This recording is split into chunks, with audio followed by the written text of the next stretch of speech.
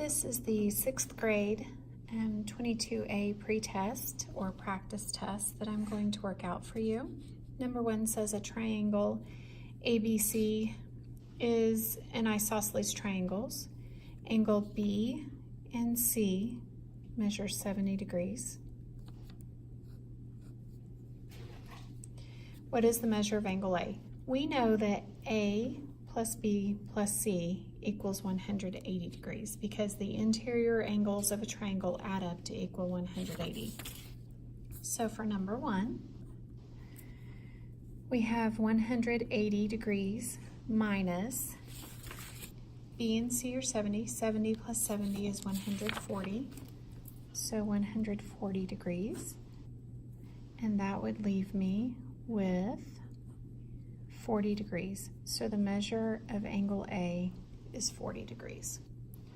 Number 2 says trace the angle ABC on your paper and draw its line of symmetry. I'm actually not going to trace that on my paper, and I'm going to just put its line of symmetry. So looking for a straight edge here. Since these two sides are equal,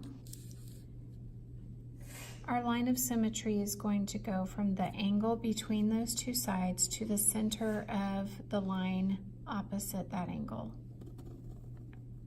So that is the line of symmetry. So this and this are equal. Line of symmetry goes right down the middle. All right, number 3. It says 4.5 minus 1 5/6. When I do addition and subtraction of mixed numbers, I like to do it vertically.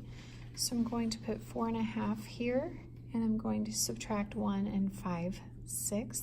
All right, so if you remember how we do this, we have to first shape it before we can operate, and then we can reduce or simplify.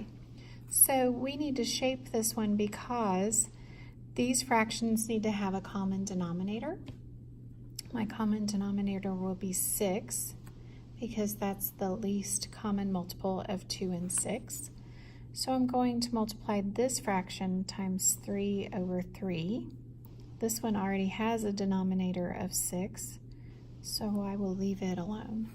So I'm going to have 4 and 3/6 minus 1 and 5/6. Now, unfortunately, we can't take 5 from 3, so we'll have to borrow 1 from the 4 and make that a 3. We're going to borrow it in the form of 6/6. So we'll add 6/6 to 3/6, and that will make that 9/6. 9 minus 5 is 4. 3 minus 1 is 2. Now I'm going to simplify this, and that equals 2 2/3. Okay, number 4 says 6 2/3 divided by 1 1/4. We're going to make each of these into improper fractions. 3 times 6 is 18 plus 2 is 20, so 20/3 divided by 4 times 1 is 4 plus 1 is 5, so 5/4. This is the same thing as 20/3 times 4/5. Are these just the sweet ones? Those are the hot lifesavers. Just the sweet ones. Here, you can have that. Okay, I'm making a video. Okay, I'm doing a video. Go sit down. Okay, so when we do this, 5 goes into 5 one time, 5 goes into 24 times. So this equals 16/3, which is 5 1/3. So my answer for number 4 is 5 1/3. Okay, let's do number 5.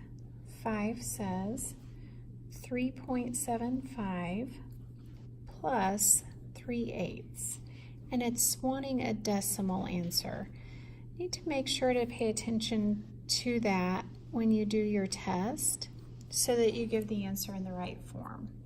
All right, so I'm going to keep this the way it is because it is already in decimal form, but I'm going to go over here to the side and figure out what is the decimal that equals 3/8.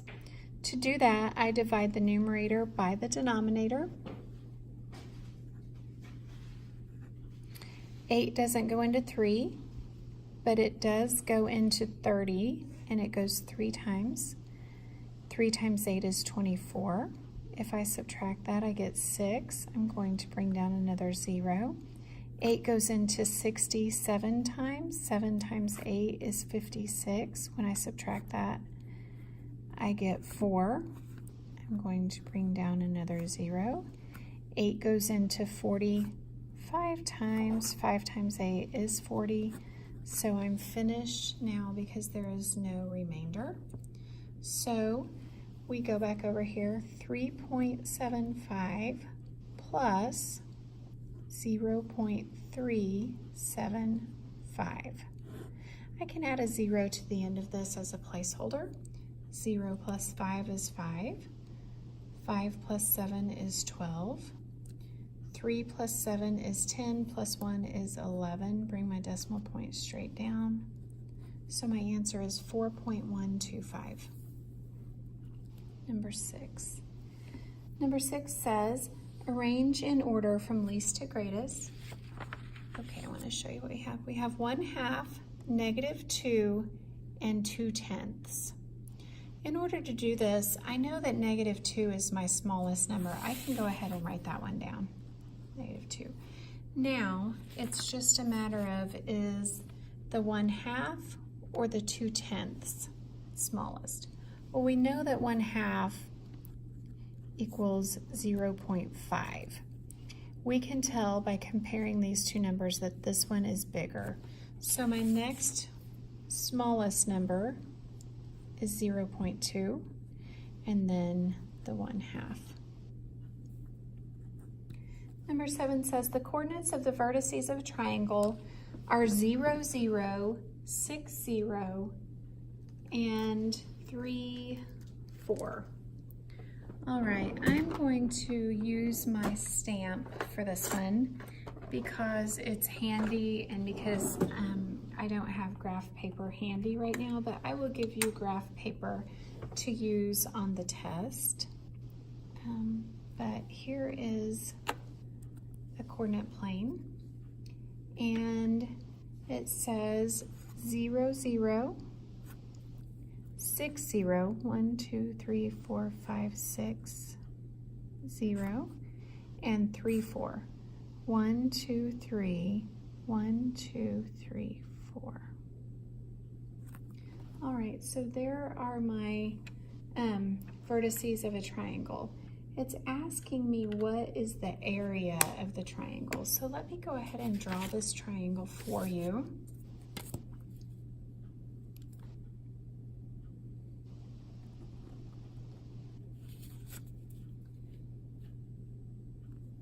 All right, so my base is 1, 2, 3, 4, 5, 6 units.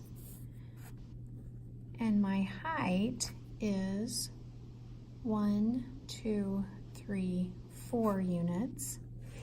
And the area of the triangle is base times height divided by 2. That equals the area. So 6 times 4 is 24. Divided by 2.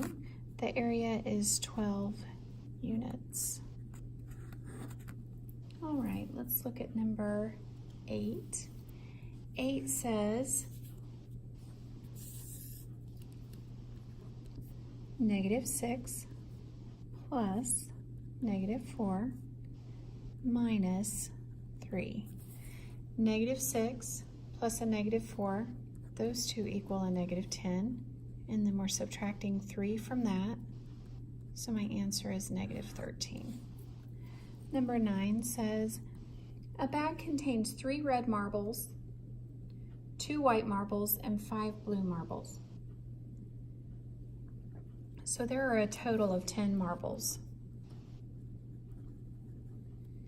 3 are red, 2 are white, 5 are blue. All right, If one marble is drawn and not replaced and another marble is drawn, what is the probability that both marbles will be red? Well, if one marble is drawn, our probability is 3/10 that it will be red. All right.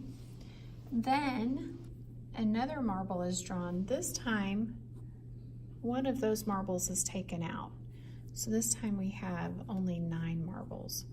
So my probability is 2 out of 9. We multiply those. 3 times 2 is 6. 10 times 9 is 90. Then we can reduce. 3 goes into 6 2 times. 3 goes into 90 30 times. Probably should have reduced by 6. 2 goes into 2 1 time. 2 goes into 30 15 times. So that is my probability. All right, let's go ahead and do number 10. Number 10 says, move this out just a little bit. Number 10 says 3 cubed minus 2 cubed minus 2 times 3. If we do order of operations, we don't have any parentheses, but we do have exponents. 3 cubed, 3 times 3 is 9, times 3 is 27. 2 cubed is 2 times 2, which is 4, times 2, which is 8. And then we have this next, because after parentheses and exponents are multiplication and division. So we can go ahead and do that. 2 times 3 is 6. So then we have 27 minus 8, that's 19, minus 6 is 13. So our answer for number 10 is 13. Number 11. Number 11, 12, and 13 are right here. So I just want to use this table actually to do 11, 12, and 13. So for this one, when we turn this fraction into a decimal, the easiest way is to go ahead and turn the fraction into something over 10. To do that, we can take it times 2 over 2. So we end up with 1 point. This is 2/10, so 1.2. Once we turn it into a decimal, it's easy to turn it into a percent because we just move the decimal 2 places to the right and add a percent sign, 120%. For this one, we're just going to write this decimal 3/10 just the way that we read it. So it's 3/10. And then we're going to turn it into a percent by moving the decimal 2 places to the right. So 30%. For this one, we'll just move the decimal 2 places to the left. So our decimal for 35% is 0.35. And we know that that is read 3,500, so I'm going to write that right here. Then I'm going to reduce it. 5 goes into 35 7 times, 5 goes into 100 20 times, so my fraction is 7/20. All right, number 14, what is the volume of this rectangular prism? For volume, we have to take the length times the width times the height. So 5 times 4 times 4. 5 times 4 is 20, times 4 is 80. And remember, for volume, we have our unit of measure cubed. 80 inches cubed, or 80 cubed inches. Number 15 says the diameter of a circular mirror is 20 inches. What is the area of the mirror? Remember, for area of a circle is pi times r squared. Pi is 3.14. It says that the diameter is 20 inches, so the radius would be 10 inches. That's 3.14 times 100. When we multiply by 100, we just move the decimal 2 places to the right. So it's 314 inches squared, or you can write 314 square inches. All right, number 16 says the boy-girl ratio in a class of 32 pupils.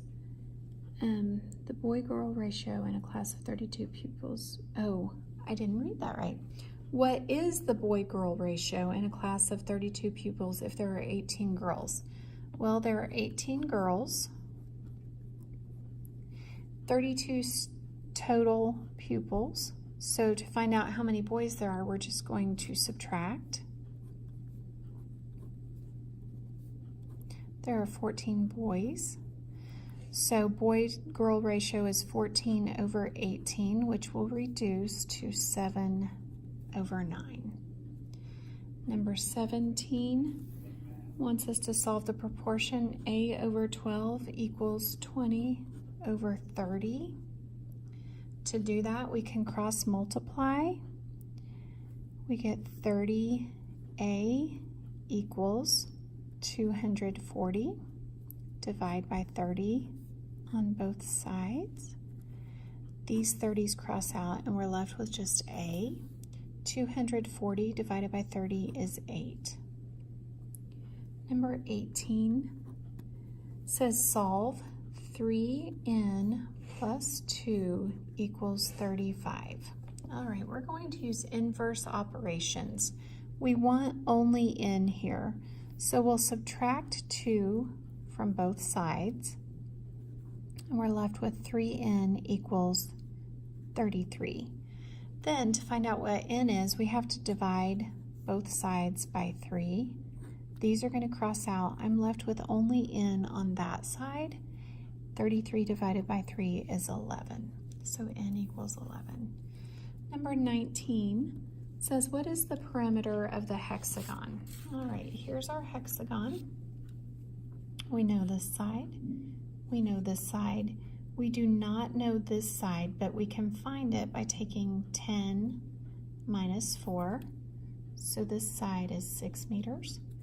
We do not know this side because it's not there, so we can find it by taking 8 minus 3. This one is 5 meters. So to find the perimeter, we would add 10 plus 3, that's 13, plus 6 is 19, plus 5 is 24, plus 4 is 28, plus 8 is 36. So the perimeter is 36 meters. Now number 20 says, what is the area of this hexagon? You can choose to separate this into two rectangles where this is the first rectangle and this is the second one, or we could have drawn a line here. I'll just leave it the way it is. Find the area of this one, 10 times 3, which is 30 meters squared. The area of this one is 4 times 5, which is 20 meters squared. We add those up and we get 50 meters square for number 20. So this is 19, this is 20. All right, that is the entire practice test, 22A for 6th grade math. We will have this test on Thursday.